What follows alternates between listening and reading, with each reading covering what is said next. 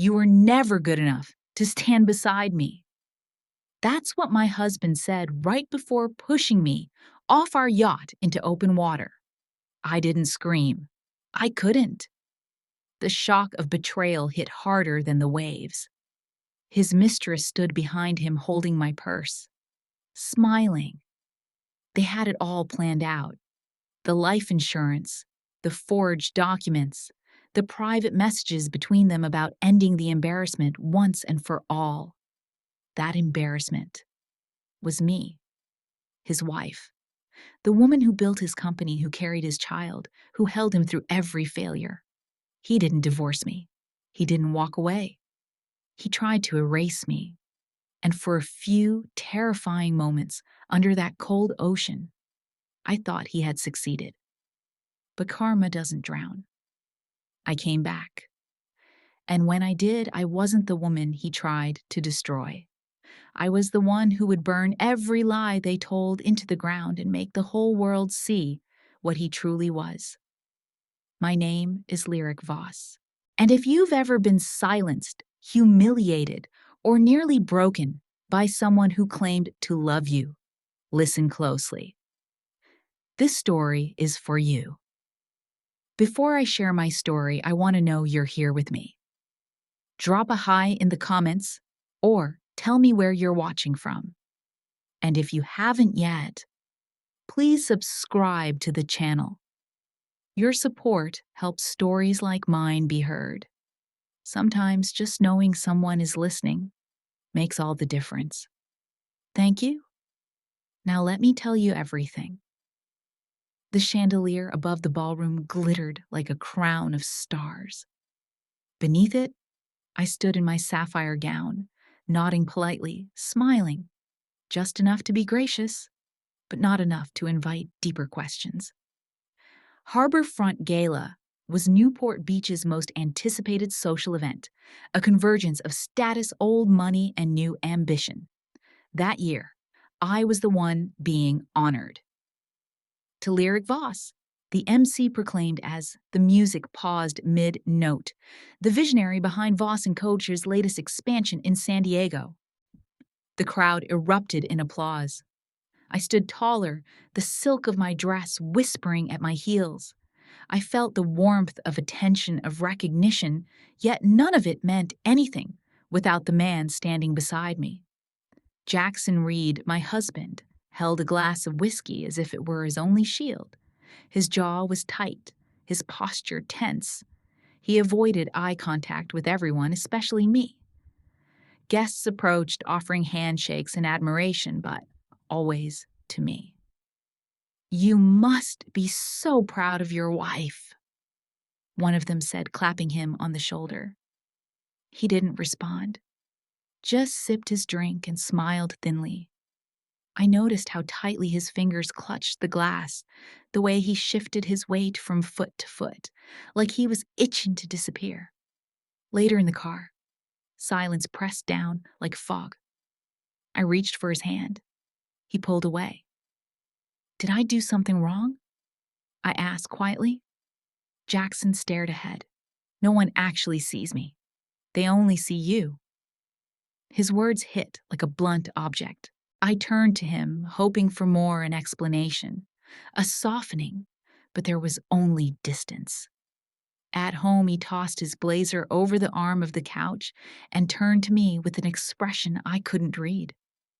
"I'm tired, Lyric. Tired of living in your shadow. I'm not your assistant." It was the first time I heard that tone from him. Bitter, resentful. "I thought we were a team," I said, barely above a whisper. But the truth was, that night, something shifted. Something delicate and dangerous had cracked. What I hadn't told Jackson or anyone was that the Reed family name, the car he drove, the health care for his aging parents, the tuition for his younger brother, even the equity in this very home, had all come from me. Quietly, steadily, because I thought protecting his pride was part of love. Evelyn, his mother, once told me over brunch, "You should be grateful someone like Jackson chose you." I'd swallowed that line then, but now it sat like bile in the back of my throat. And as the light from the chandelier danced in the crystal of our untouched wine glasses, I realized this marriage had become a performance, one he was no longer willing to rehearse for. The house by the sea was white, sleek, and perfectly symmetrical. From the outside, it was serenity carved in stone and glass. Inside it was a different world, silent, cold, and heavy with words left unsaid. Jackson had taken to sleeping in. Most mornings, I made coffee alone, scrolling through supplier emails while transferring funds to pay Evelyn's ever-growing stack of bills. She called every week, never asking how I was only mentioning that the electricity cost had jumped again. I don't mind, I used to tell myself. Families help each other. But now, I wasn't so sure I was part of theirs. Jackson drifted like a ghost. Some days, he didn't even change out of his pajamas before noon. I suggested dinner plans, short getaways, anything to bridge the distance. Why do you have to control everything, he snapped one night when I brought up our monthly budget review? I'm trying to include you, I said gently. This is our life. He laughed without warmth. No, it's yours. I'm just here. I told Avery about it during our usual Thursday coffee run. She stirred her matcha, her eyes narrowing. Lyric, you're not in a marriage. You're in a merger, and one partner's not contributing. I frowned. He's just going through something. He needs time. Sweetheart, she said, touching my wrist. You're raising a grown man. And he doesn't even say thank you. That stuck with me more than I wanted to admit. One afternoon, I received a bank alert, $200 withdrawn from a card I didn't know existed. The name on it was familiar, Jackson Reed. When I confronted him, he didn't even blink. It's for a startup I've been exploring. I needed capital. You should have told me, I said, trying to stay calm. I didn't want a lecture. Isn't it our money anyway? I set up transaction monitoring that night. I started noticing the absence of things. No wedding photos on the mantle, no vacation pictures on the fridge, just a sterile living space with echoes instead of laughter. The ocean outside remained beautiful, but even its rhythmic crashing seemed to speak in warning. There's something under the surface. That evening, I was organizing tax documents when I stumbled upon an envelope tucked inside our filing cabinet. I unfolded it slowly. A new life insurance policy, my name as the insured. Jackson listed as the sole beneficiary. Signed. Last week, I walked into the living room, held it up. What's this? He didn't look up from his phone. Just a precaution. You juggle a lot. If something happened, I'd want to be prepared. Prepared for what I said. Nothing. Just nodded and walked back into my office. That night, sleep didn't come. I lay beside a man who said he loved me, wondering which version of me he was preparing to bury. And for the first time in years, I didn't feel safe in my own home. When I handed Jackson the reins of the Newport Beach branch, it wasn't just a business decision. It was a peace offering. A gesture that said, I trust you. I told myself that maybe managing something on his own would help him rediscover purpose, that perhaps somewhere beneath the resentment the man I once loved was still reachable. I hadn't expected Sienna Holt to resurface. She had been working there quietly on the books, a mid-level operations assistant. But to me, she was more than that. 3 years ago, I helped her get on her feet after her mother's sudden stroke.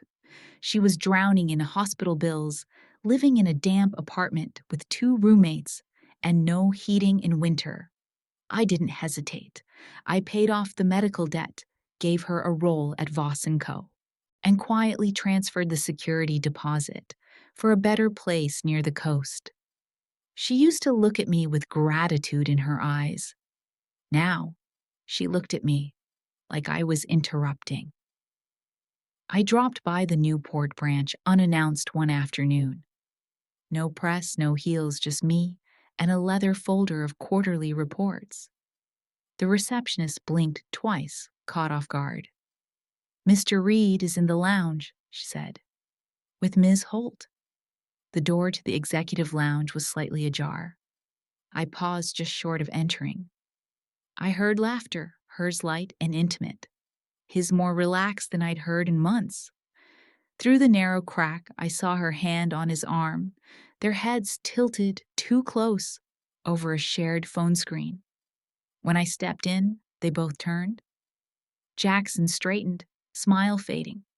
"Lyric, didn't expect you today. I needed to check in on the remodel." I nodded toward Sienna. "Good to see you again." She beamed. "Jackson's made things so vibrant around here. He really understands people." Her words weren't meant for me. They were meant to define me out of the picture. I excused myself after 5 minutes. As I walked to the parking lot, my eyes caught something that made me stop short Sienna's handbag. A Dior Lady D-Joy, limited edition, black patent leather with gold hardware. I knew the piece. It retailed for $4,800. Her salary didn't align with that kind of indulgence. But it wasn't just the bag. It was how comfortably she wore it. That evening, a financial notification pinged on my phone. A company card had just paid for a $780 dinner at the Glass House in Laguna. The name on the transaction, J. Reed. I hadn't approved any client dinners this week. I logged into our corporate expense dashboard. There were 2 dinners, a boutique spa receipt, and a floral delivery to S.H. The note read, "Thanks for holding the fort." Holding what fort days later, an automated system alert forwarded a booking confirmation to my email. Something I'd set up years ago for travel compliance. A 2-night stay at the Redstone Retreat. A 5-star hotel overlooking the cliffs. 1 room. 2 guests. Booked under Reed and Holt. I stared at the screen until my vision blurred. That night, I didn't sleep. I paced the hallway. At dawn, I waited by the kitchen counter, invoice printouts fanned beside me like a silent army. When Jackson came down, he looked at them and sighed. "You're reading too much into things," he said, without emotion. I slid the hotel receipt toward him. He didn't blink. "You're seriously accusing me of something now?" I didn't answer. I let the paper speak. He snapped, pushing away from the counter. "She believes in me. She sees me. Do you know what that's like? To be respected again?" I looked at the man I once thought was strong. Now all I saw was weakness, looking for someone smaller to blame. "I've never disrespected you, Jackson," I said. "But if being seen means lying to me?" He cut me off with a bitter laugh. "What are you going to do?" "Fire me." I didn't respond. I picked up my keys and walked to the garage. The engine hummed to life. I reversed slowly, then pressed the brake as I approached the gate. The car didn't stop. My foot hit the pedal again hard. Nothing. The garage wall met the hood of the car with a thunderous crack, airbags deploying in a burst of suffocating white. Later, as I sat on the curb waiting for paramedics, the mechanic crouched beside me and said carefully, "Ma'am, someone cut the brake line." This wasn't wear and tear. The silence that followed was heavier than any scream. I took a leave of absence, citing recovery from the crash. Publicly, I framed it as precaution. A few bruises, minor whiplash. But inside, something deeper ached. It wasn't the impact that left me shaken. It was knowing someone wanted to ensure I didn't make it home. At night, I lay in bed in the guest room. Our room felt contaminated now. I replayed everything: the laughter behind doors, the unspoken accusations, the look in Sienna's eyes when she said Jackson understood people. My mind swirled with questions, but I didn't voice them. I didn't confront. I began to collect. I visited the office one morning unannounced again. I smiled at the front desk. Made light conversation, asked if I could just sign a few ledgers while I'm here. No one suspected I was copying the company's financial data to a secure drive. When I reviewed the files later that night, a pattern emerged. Monthly transfers, all within the last 2 months, to a new vendor called Holt and Partners. The payments were coded as strategic collaboration fees, but I knew every partner on our books, and I had never seen this name before.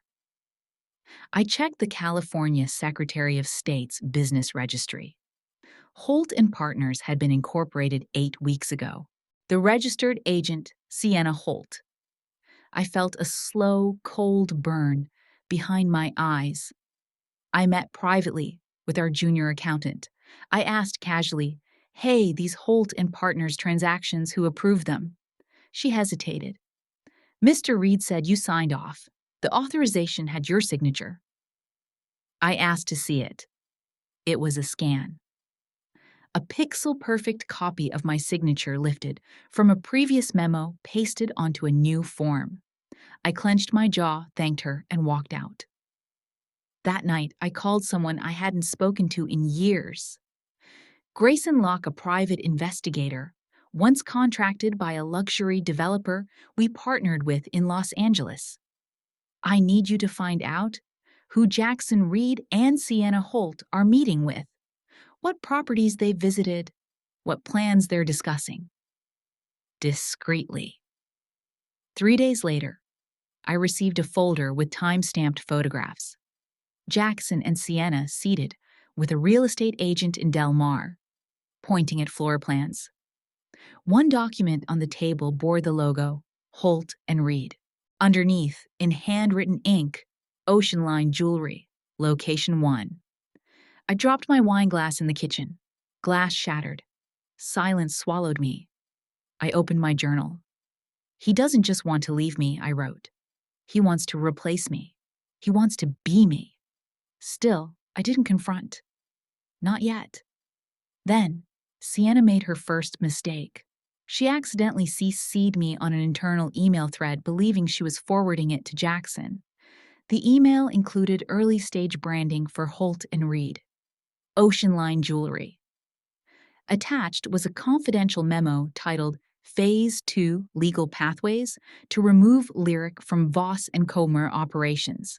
I printed it, 3 copies. One went into the safe, one into my legal folder, the last I kept for when the time was right.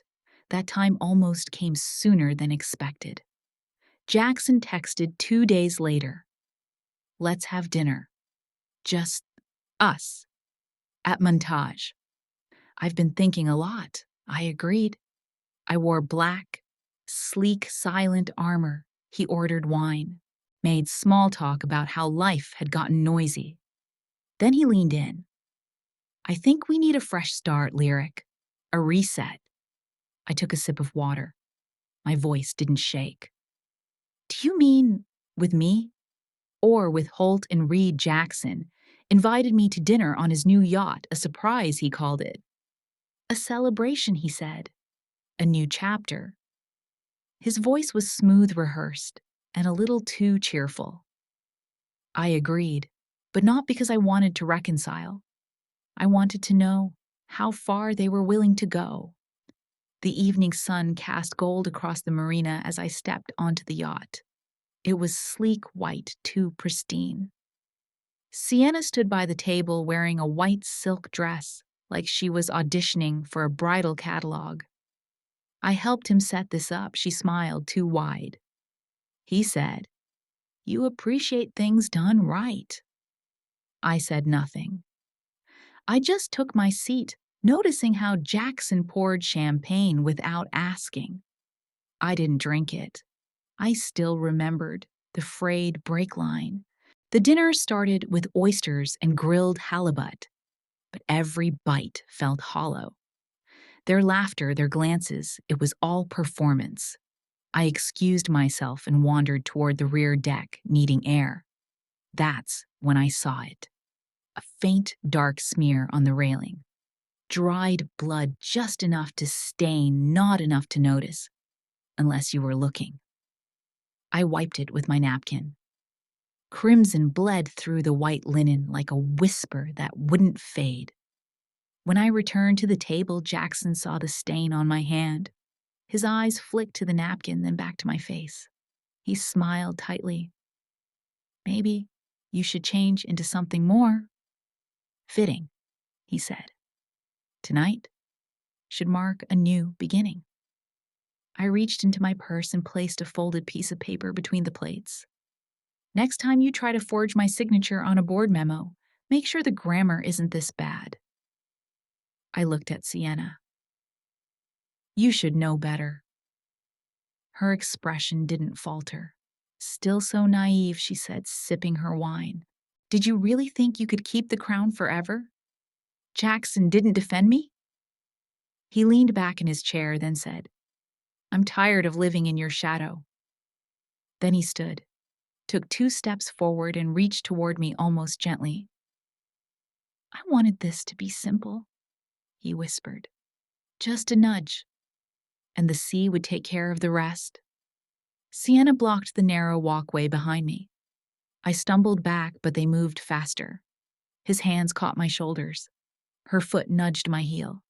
I fell. The cold hit me first. Then the pain. My side slammed into something hard wood metal. I gasped, but the ocean flooded my mouth. I sank, kicked, screamed beneath the surface, but the yacht didn't stop. Its engines faded like a lie, vanishing into the dark. I don't remember much after that. A faint light in the distance, a blurry outline of another boat. Then nothing. I woke in a small, dimly lit cabin, wrapped in a scratchy blanket. A kettle hissed softly in the corner.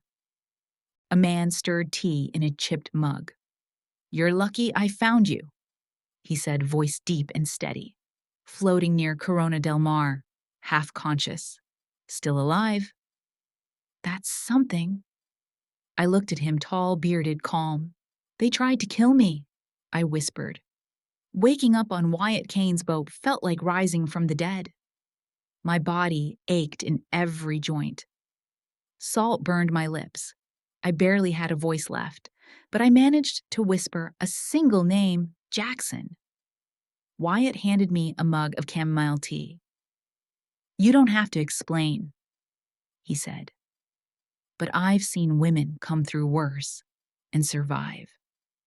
I stayed with him on his boat, moored quietly in a slip off Balboa Peninsula, for 3 days.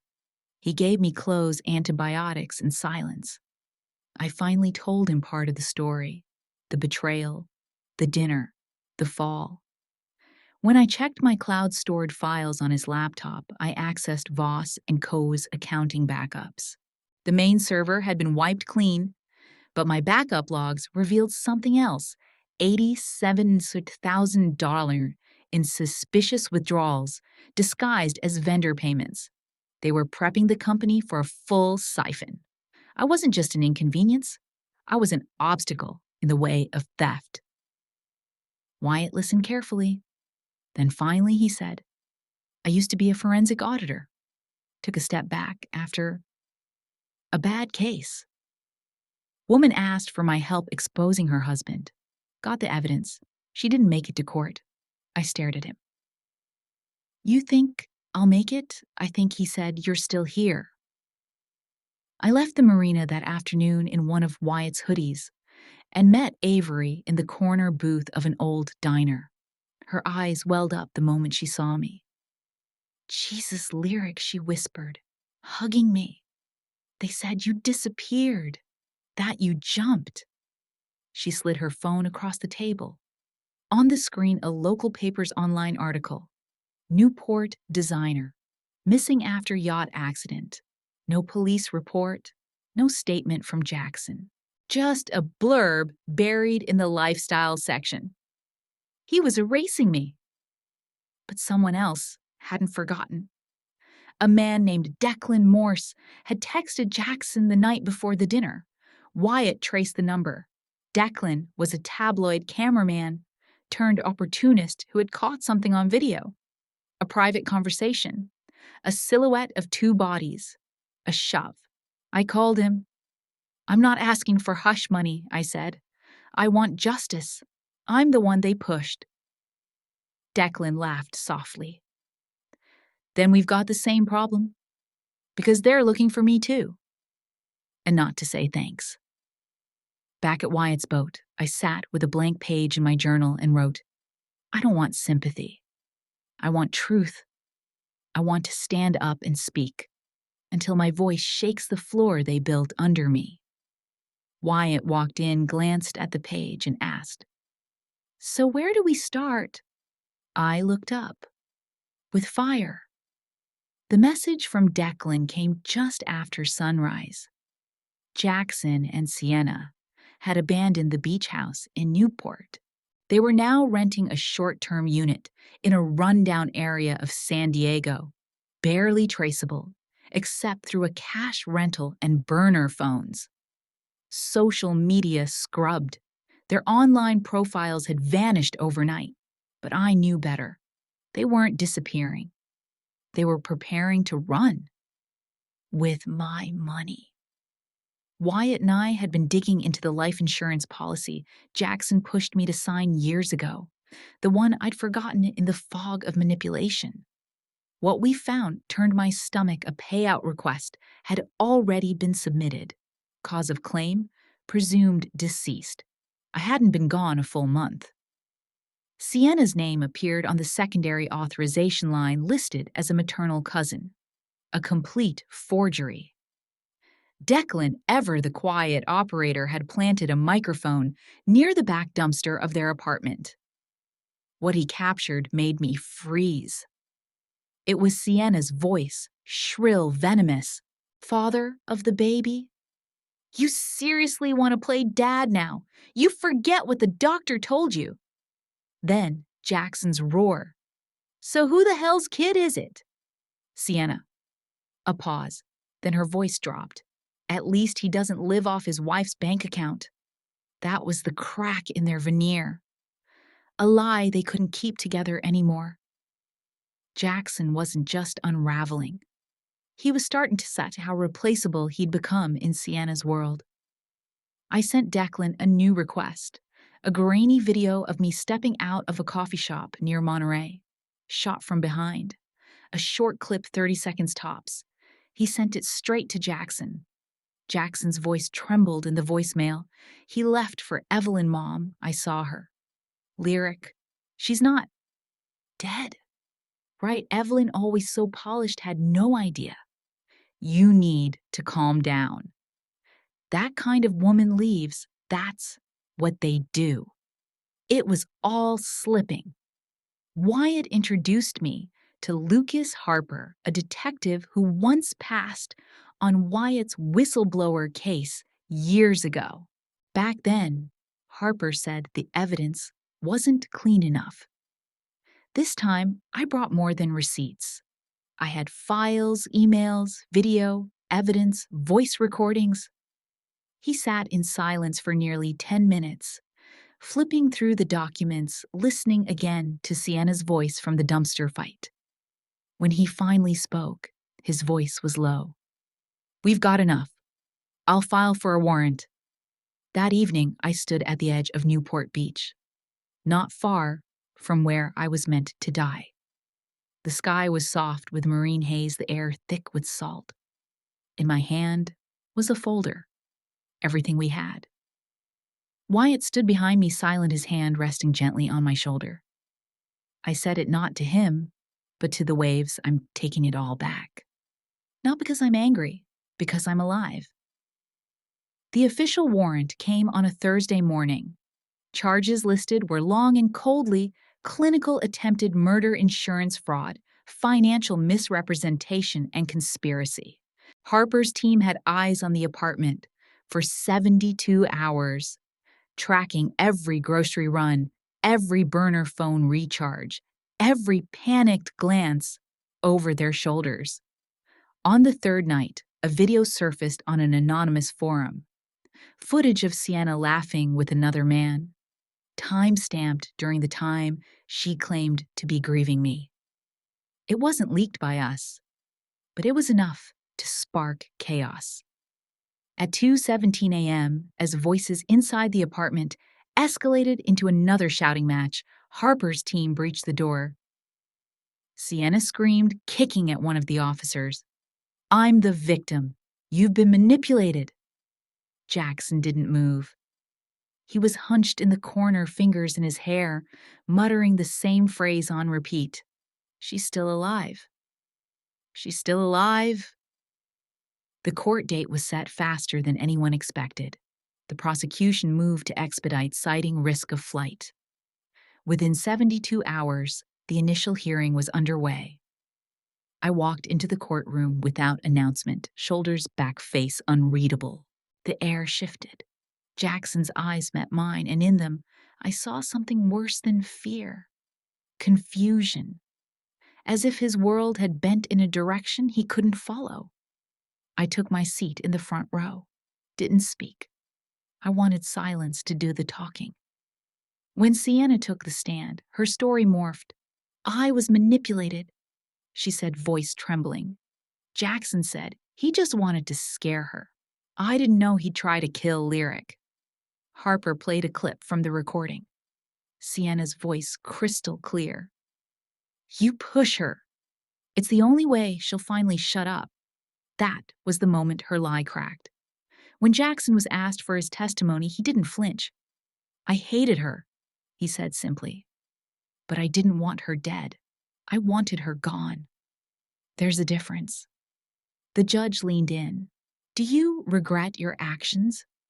Mr. Reed Jackson looked at me. His eyes were hollow. "No.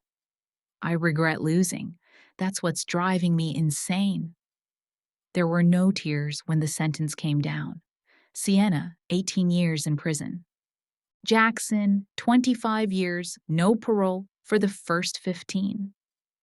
I walked out of the courthouse beneath a honey-colored sky. People passed murmuring, phones in hand. But no one looked too long. Wyatt waited by the stairs. He didn't ask how I felt. He didn't need to. He simply fell into step beside me, quiet, steady. And for the first time since that night on the boat, the silence didn't feel like drowning. It felt like healing. The house was almost too quiet. I had returned to our villa in Newport Beach. No, not ours anymore. His name was scraped off the lease, his belongings seized as evidence, and the air that once reeked of lies now smelled of salt and silence. The space felt like a museum of deceit, each empty shelf, a memory I refused to keep. I opened the safe behind the bedroom painting, where we used to store paperwork and spare passports. Inside was a small wooden box my mother had given me when I first started my business. It contained nothing of value, at least not to anyone else, just a letter she'd written years ago. On thick paper in her looping, deliberate handwriting. "Always choose yourself, even when no one else does." My hands shook, but I smiled. The next morning, my attorney called. His voice had that edge that only came when something was both urgent and despicable. "We found another document," he said. "Filed last week during the time you were presumed dead. It's a transfer agreement, 30% of Voss & Co., moved under Jackson's name." My breath caught. The signature was mine, or at least a version of it, lifted expertly from a prior agreement. The implication was cruel. If I hadn't survived, my shares would have gone to the next legal beneficiary. That would have been Evelyn Reed. I sat alone in the sunroom, the ocean beyond the glass thrashing like it knew the storm wasn't over.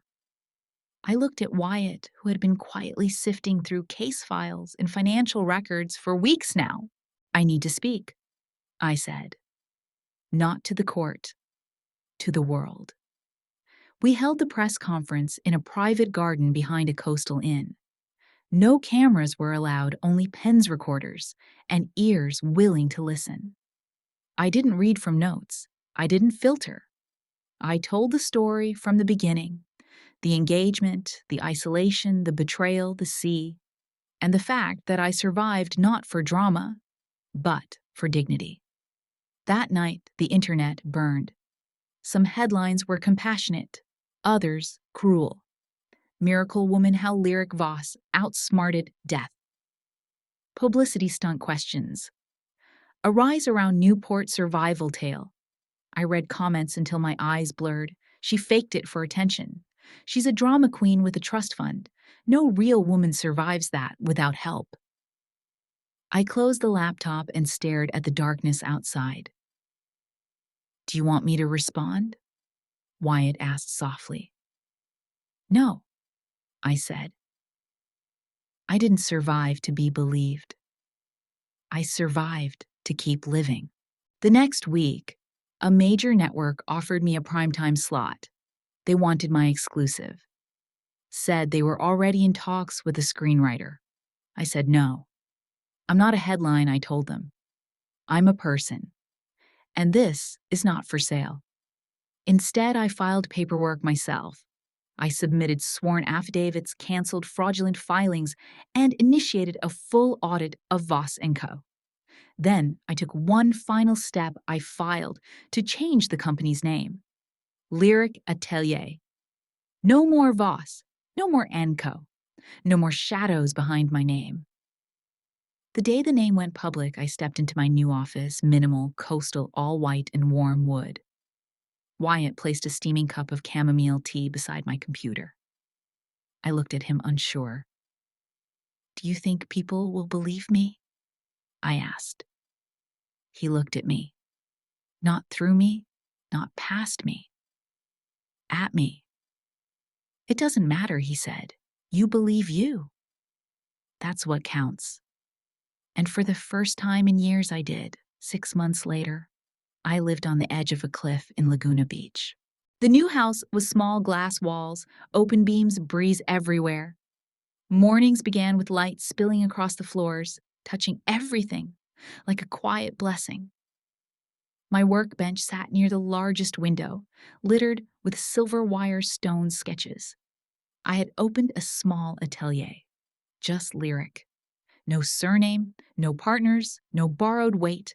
A few local artisans joined me, and together we made things with our hands, not factories, not machines. Just patience, skill, and love. Wyatt didn't live with me. He lived on Catalina Island across the water. Sometimes he sailed over, always unannounced. He'd bring lemons from the island or books I'd once mentioned in passing.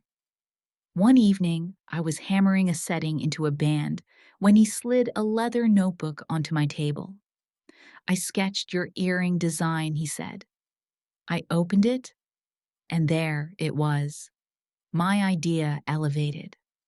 Fluid lines, soft angles, all the emotion I hadn't known how to express. He never stayed long. He didn't have to. One morning, I received a letter. No return address hand-delivered.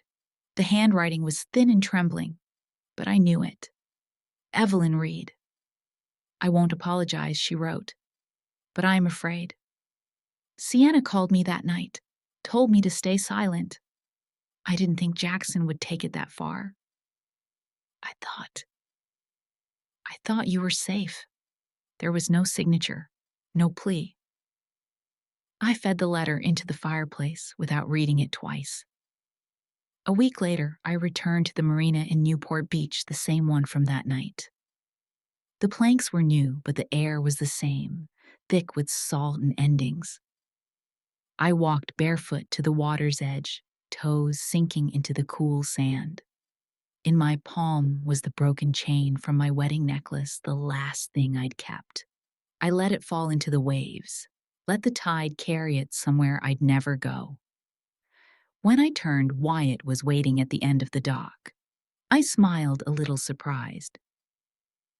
"Do you believe in second chances?" I asked. He didn't speak. He just reached for my hand and walked beside me as the water whispered against the boards. Behind us, the sky burned gold. In my journal that night, I wrote, "I don't want revenge. I want light. I'm not surviving anymore. I'm living. And I will live by my name every letter, every beat."